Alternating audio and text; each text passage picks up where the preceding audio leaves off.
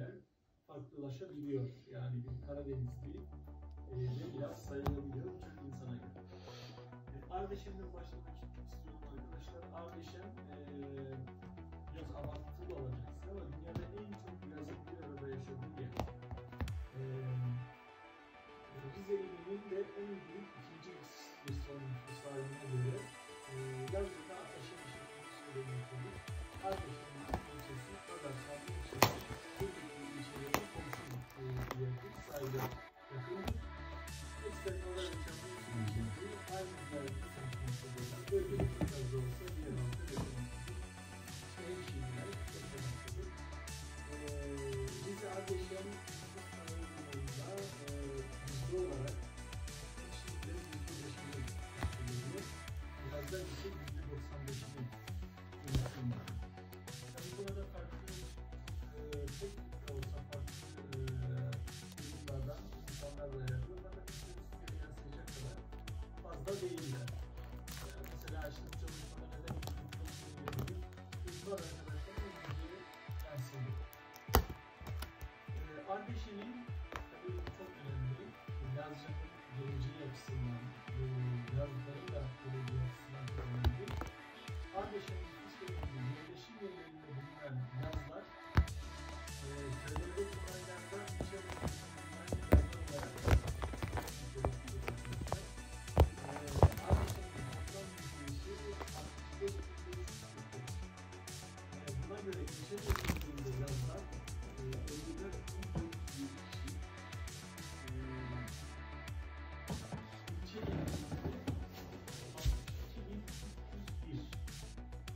Düzeltiyorum. Şurayı biraz düzelteceğim. Köylerde 7.894 kişi yaşıyor. Ardeşen'in köylerine bağlı.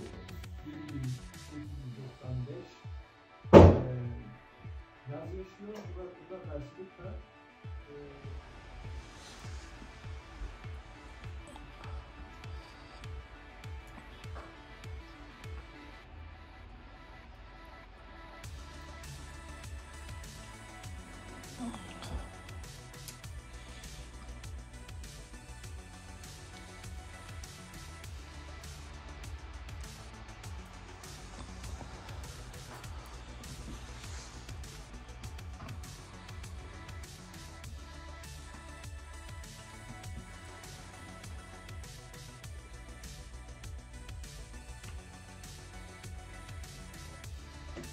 Haydi.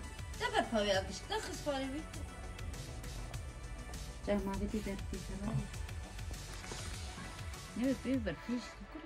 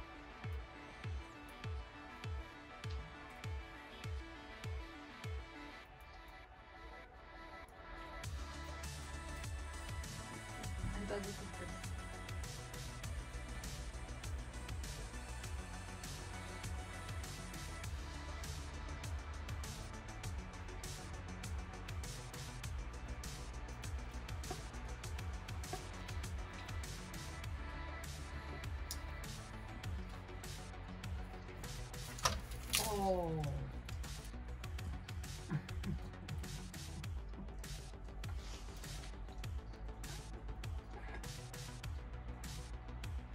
Sempre numa outra, pode, ho.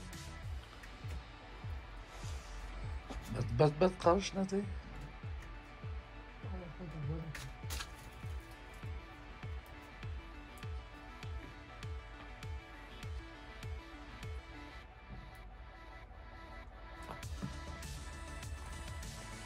چربو دانی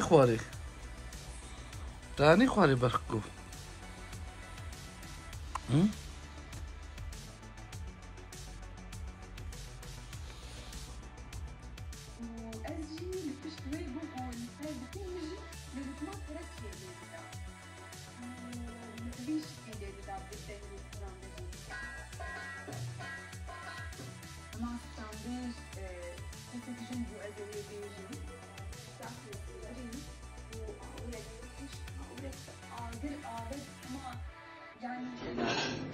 دمای کدام کتاب بابان کدام به رئیس بسته نمیاره به کام از بید.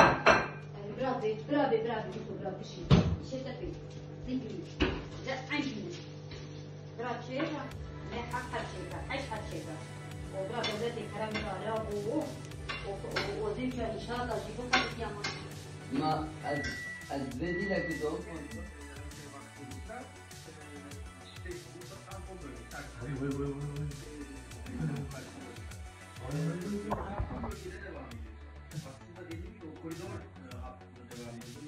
Vedalık Karabağ'ın bir durum var ama bu şey demek değil mesela Stepanakert bombalanıyor.